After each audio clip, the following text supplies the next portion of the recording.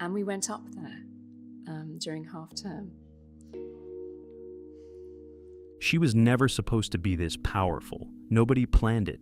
Nobody announced it. And that is precisely why it worked. The quiet Duchess who outmaneuvered everyone. Nobody was watching Sophie. That was the first mistake. When Sophie Rhys-Jones married Prince Edward on the 19th of June in the year 1999, the British press gave the wedding polite coverage and then moved on. She was not aristocratic. She was not controversial. She was a public relations executive from a comfortable, ordinary English background. And the man she was marrying was widely regarded as the least compelling of Queen Elizabeth's 4 children. There was no fire here. No drama, no story worth chasing. The tabloids found more interesting things to write about. And Sophie disappeared into the background of the royal picture almost immediately. That suited her perfectly. Here's the thing about people who are underestimated. The good ones know it is happening, and the really dangerous ones use it. Sophie used it. For the first few years, she tried to maintain her career alongside her royal duties. That decision blew up in her face in the year 2001, when a journalist from the News of the World posed as a potential client of her PR firm. Sophie, believing she was in a private business meeting, made unguarded comments about senior politicians and members of the royal family. The recording was published. The embarrassment was enormous. The Queen was displeased. Edward and Sophie issued formal apologies, and the press, which had largely ignored her until that moment, suddenly had a story to tell about her. None of it was flattering. Most people in that position retreat. They become defensive. They nurse the wound privately and perform recovery publicly. Sophie did something more interesting. She stopped performing altogether. She shut down her PR career, stepped away from the professional world she had built, and turned her full attention toward royal duties. Not because she was told to, because she had made a calculation. And the calculation was this: if she was going to survive in this institution, the work had to become the thing. Not the image, not the profile. The work. Now, here is where it gets interesting, because the work she chose was not the comfortable kind. She did not gravitate toward glittering charity galas and ribbon-cutting ceremonies and the pleasant, low-risk public appearances that fill the diaries of minor royals the world over. She went toward the difficult things. She became deeply associated with causes around visual impairment, partly because of a terrifying personal experience in the year 2003 when a serious pregnancy complication put her own sight at risk. She understood that world from the inside, and it showed in how she engaged with it. But it was her international work that changed everything. Sophie began traveling to conflict zones. She visited women in the Democratic Republic of Congo who had survived sexual violence used as a weapon of war. She went to South Sudan. She went to Kosovo. She sat with women whose stories would break most people, and she listened. She did not bring camera crews looking for emotional moments. She brought genuine attention and consistent follow-through. Year after year, she went back. Year after year, she showed up in places that offered no glamour and no reward beyond the knowledge that the work mattered. Nobody was writing magazine covers about this. Nobody was tracking her outfits or speculating about her marriage. She was completely off the radar of the tabloid world that had briefly mocked her, and quietly, in a place far more important than any newspaper, she was building something that would eventually change her life entirely. She was building Queen Elizabeth's trust. This is the part of the story that people miss when they try to explain how Sophie ended up where she is today. They focus on the titles, the patronages, the jewelry, the public prominence. They look at what she has now, and they try to work backward to find the moment it began. But the moment it began is not dramatic. It is not a single conversation or a single gesture. It is 20 years of a woman showing up consistently and asking for nothing in return. 20 years of doing the difficult work without complaint. 20 years of being exactly what she said she was, every single time. Elizabeth noticed.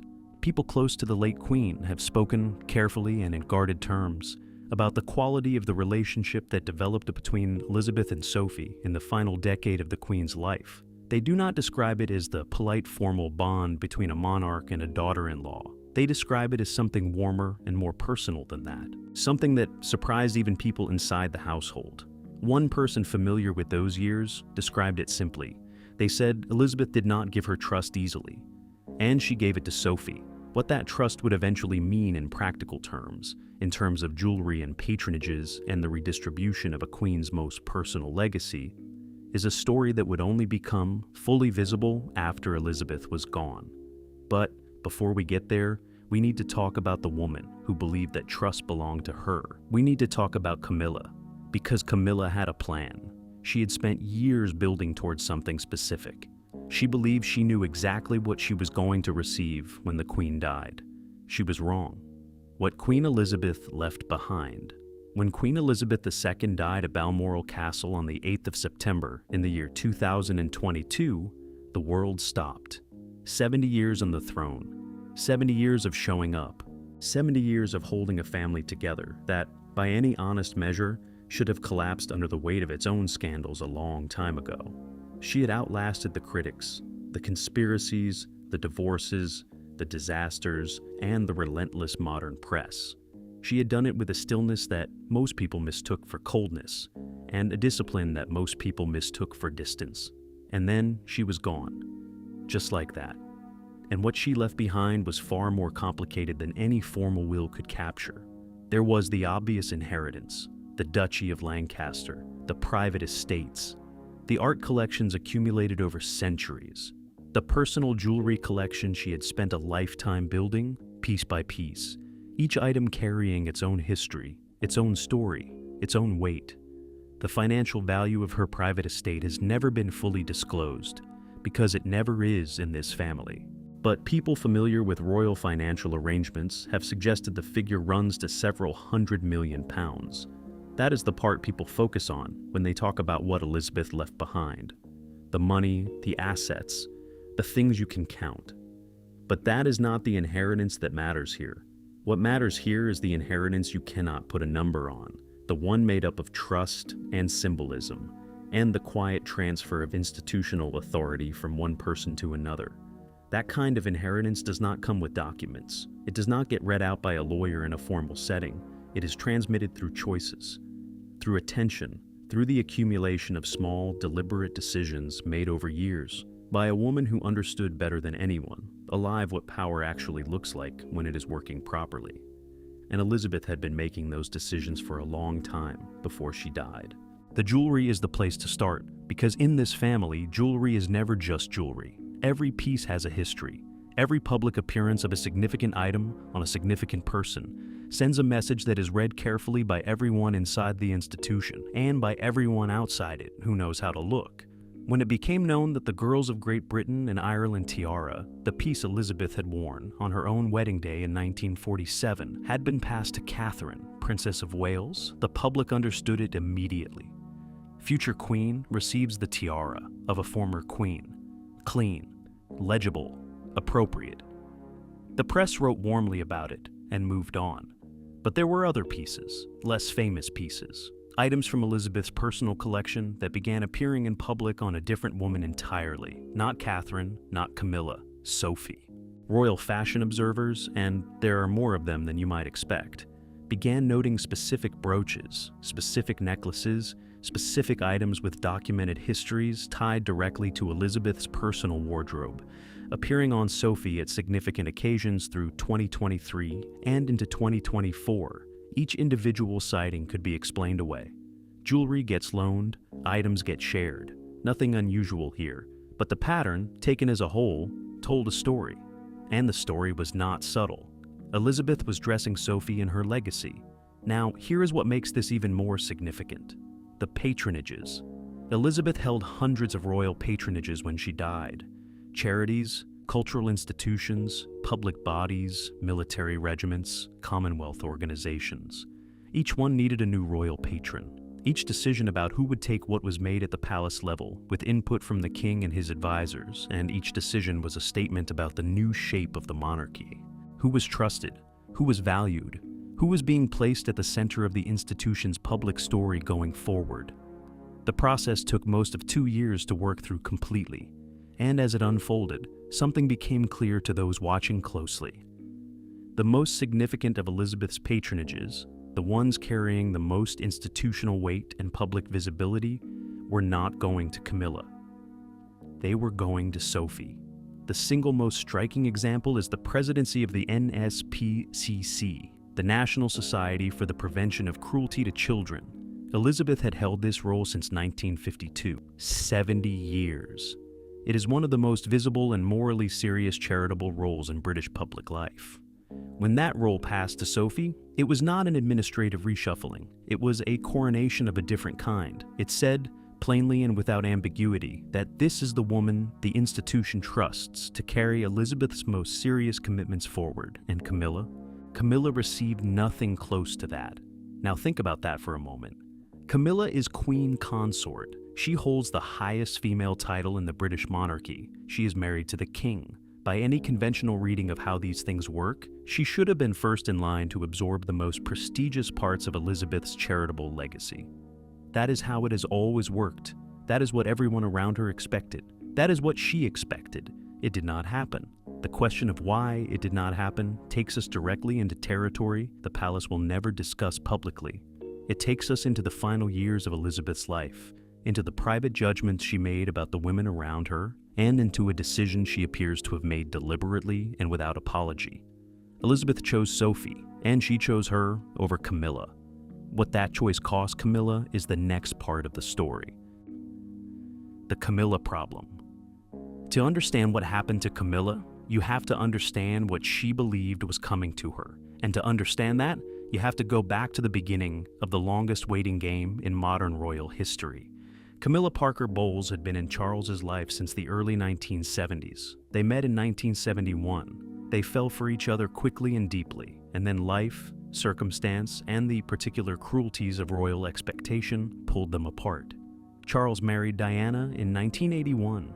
The world watched, the world celebrated, and Camilla remained in the background, a presence that never fully disappeared, a thread that never fully broke, no matter how much pressure was applied to it from the outside. What followed is one of the most documented and most dissected personal histories in the modern era. The affairs, the recorded phone calls, the public humiliations on all sides, the collapse of Charles and Diana's marriage in a very public and very painful fashion. Diana's death in Paris in August of 1997, the aftermath that nearly broke the monarchy entirely. Through all of it, Camilla waited. She absorbed the hatred of a grieving public. She stayed out of sight when staying out of sight was necessary. She endured years of being the most unpopular woman in Britain, and she did not break. That kind of endurance earns something. It has to. And Camilla believed it had earned her a specific future. When Charles and Camilla finally married at Windsor Guildhall on the 9th of April in the year 2005, it felt like the end of a very long road. The public was not warm about it. Polls at the time showed that a significant portion of the British population still had not forgiven her. But Charles was determined. His advisors worked carefully. And over the following years, through consistent public appearances and a deliberate softening of her image, Camilla began the slow process of becoming acceptable. She was funny in person, self-deprecating in public. She never tried to replace Diana or pretend that history had not happened. She found her footing in the role of supportive wife, and she played it with genuine skill.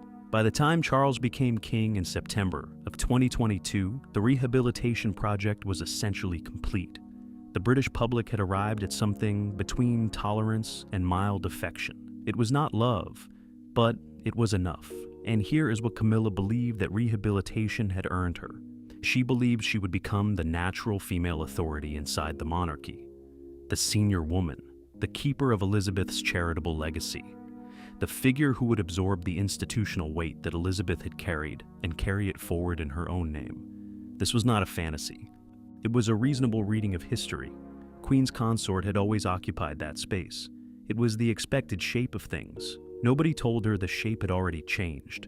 The people closest to Elizabeth in her final years describe a woman who was thinking carefully about legacy.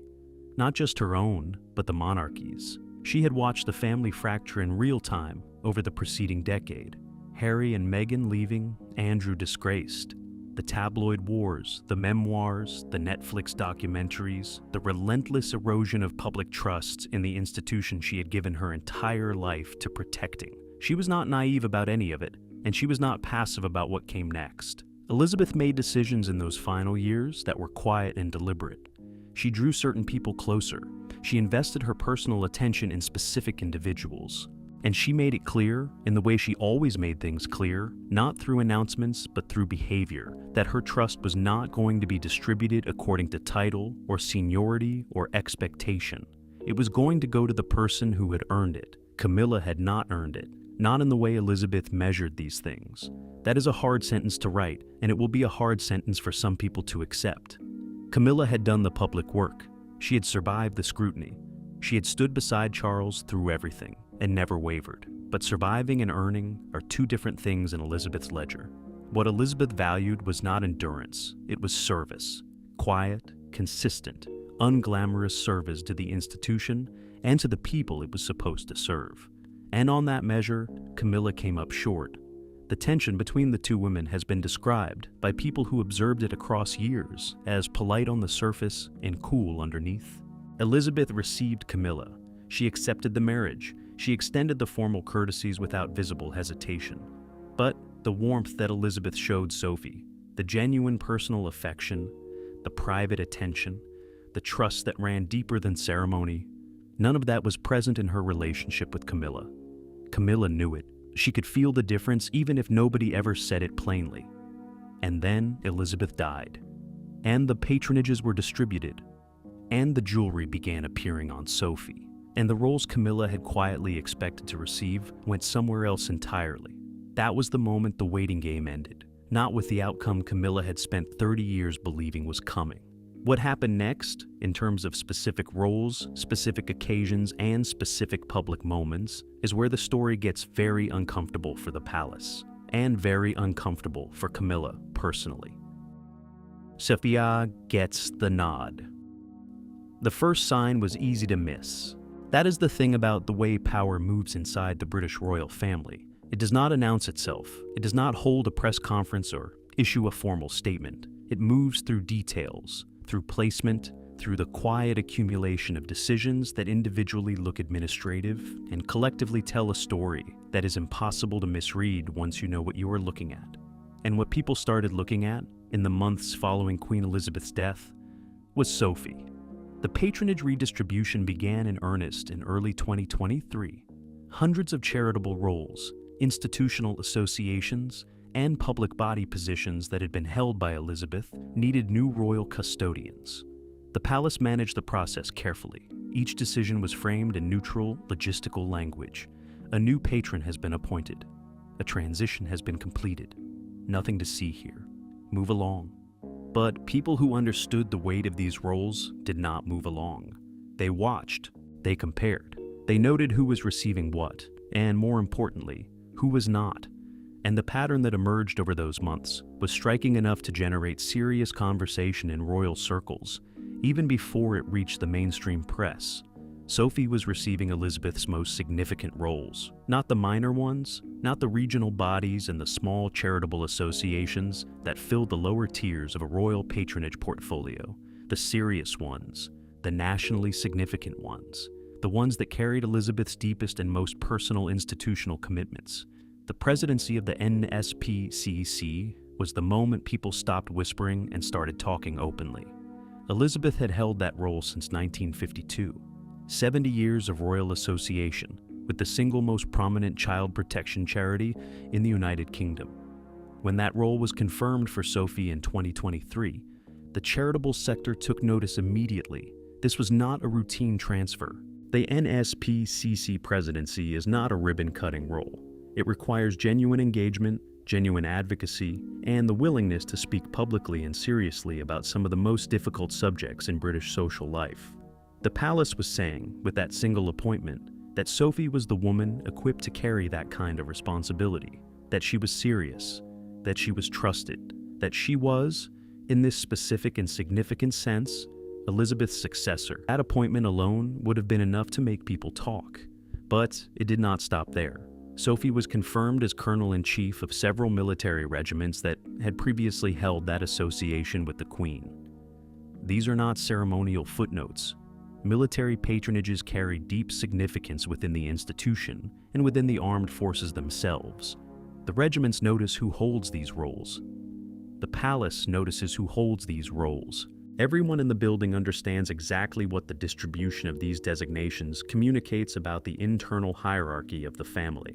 Then came the diplomatic engagements. Through 2023 and into 2024, Sophie was deployed by the palace on a series of high-profile international visits that would historically have fallen to the most senior women in the working royal tier. She represented the crown at significant Commonwealth events. She was sent to meetings and occasions where the British monarchy needed to present its most trusted and credible face. She carried those assignments with the quiet competence that had by now become her signature. She did not overreach. She did not seek the spotlight. She did the job and came home. Every single time. Palace sources quoted during this period were consistent in how they described her.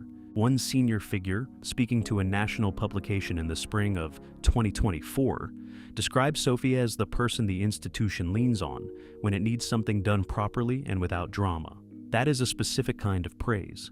It is the highest kind of praise this particular institution knows how to give. Now here is the detail that nobody in the palace talked about publicly, but that everyone inside it understood perfectly. Several of the roles that went to Sophie had been discussed in advance of Elizabeth's death in terms that suggested Camilla was the natural recipient, not in formal documented discussions, not in writing, but in the way these things are understood inside royal circles, through expectation, through assumption, through the logic of title and seniority that governs how the institution has always distributed its most valuable assets. Camilla was queen consort. The role should have flowed toward her. That was the understood shape of things. The understood shape of things turned out to be wrong, and the jewelry kept appearing on Sophie. Through 2023 and 2024, specific pieces from Elizabeth's personal collection continued to surface on Sophie at public engagements. A brooch here, a necklace there, each one documented by the community of royal jewelry historians who track these things with remarkable precision. Each one carrying a known history tied directly to Elizabeth's personal wardrobe and personal life. The cumulative effect of these appearances was not accidental. You do not repeatedly dress a woman in a dead queen's most personal pieces by accident. Someone was making a decision. Someone was sending a message. The message was being received loud and clear by everyone in the building, including Camilla. And Camilla's response to that message, the way it played out across specific public occasions and specific very visible moments, is the part of this story that the palace has worked hardest to keep contained. It has not stayed contained. The public humiliation. There is a particular kind of humiliation that is worse than being shouted at.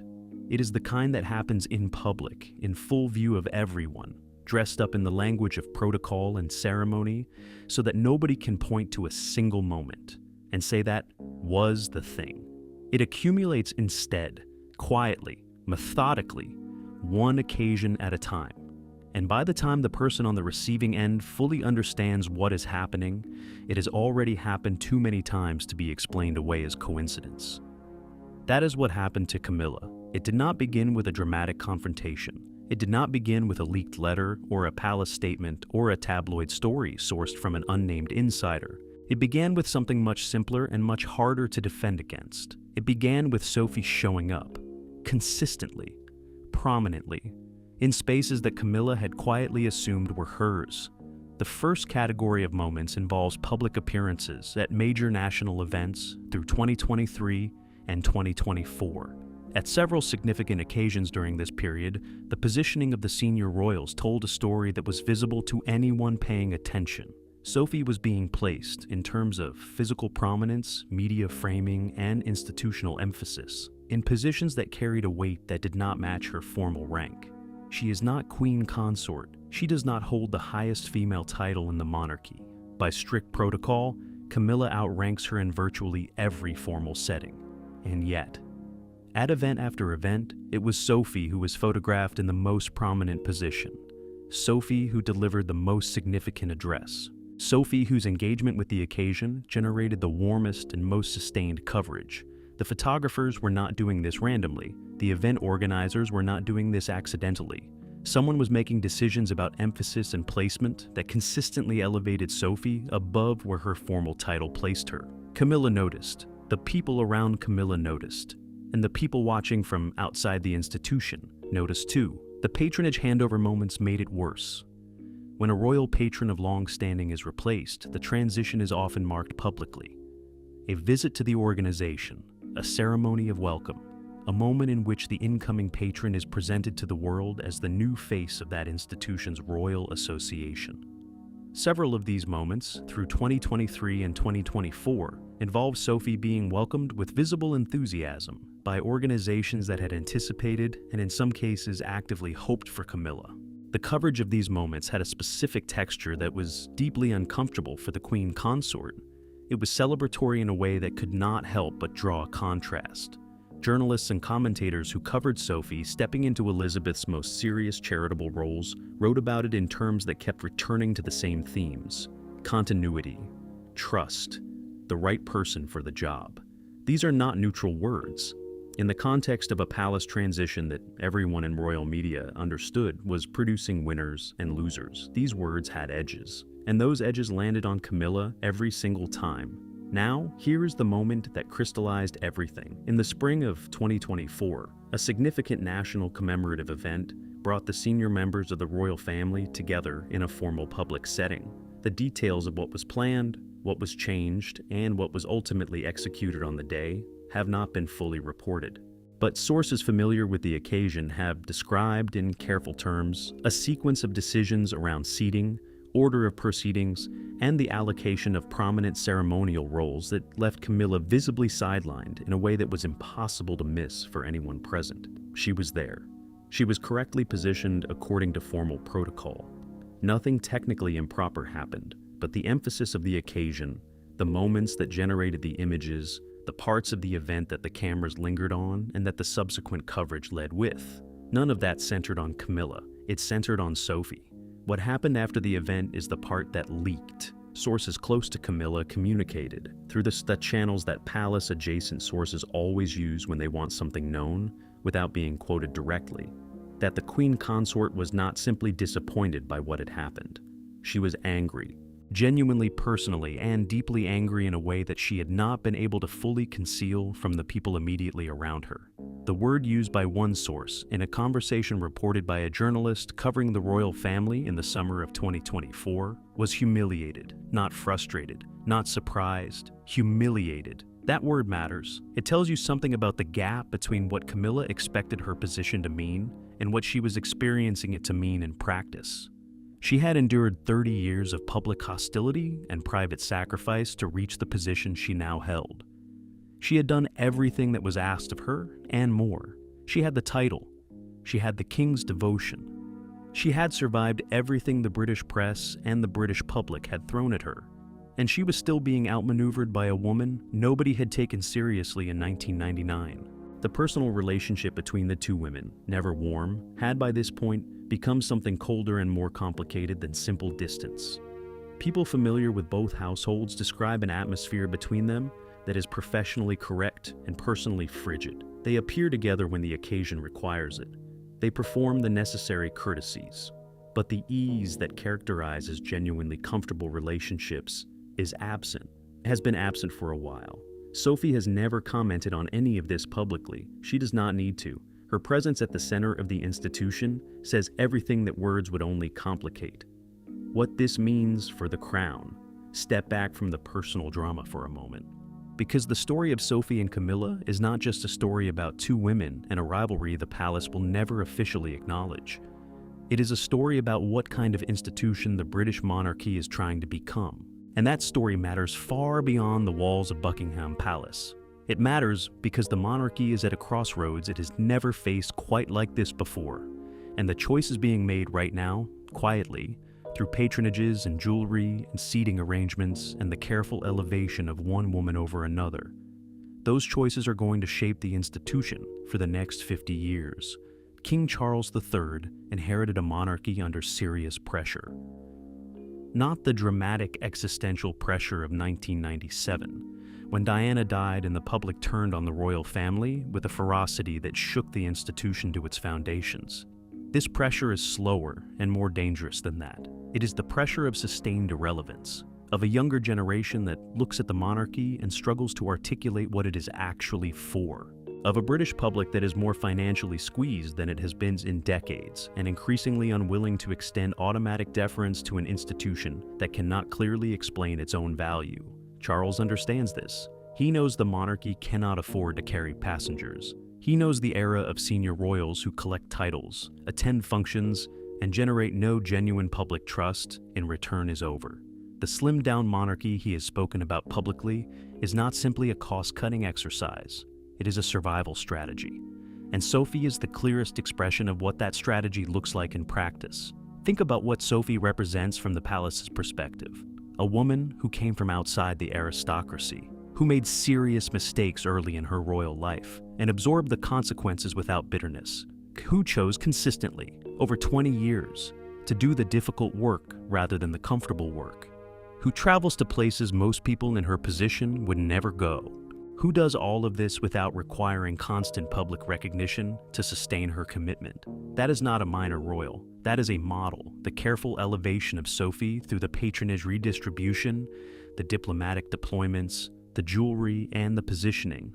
That is not accidental. It is a deliberate signal about the direction the monarchy intends to travel. It is Charles saying, without ever saying it out loud, that this is what a working royal looks like now. This is the standard. So, where does that leave Camilla? Somewhere more complicated than her title suggests. She is queen consort. That is a constitutional fact, and it is not changing. But formal position and actual institutional influence are two very different things. And on the measure of actual institutional influence, the evidence of the past 2 years points in a direction that is difficult to argue with. Camilla was built for a different era, a more formal era, an era when title and proximity to the king were enough to define your place in the institution. That era is over. Sophie did not take Camilla's place. She built a new place entirely. And she built it so quietly and so thoroughly that by the time anyone fully understood what had happened, it was already done. Elizabeth saw it coming. She planned for it. She chose the woman she trusted most to carry her legacy forward. The crown endures, the people within it change, and the quiet ones, it turns out, always had the most to say.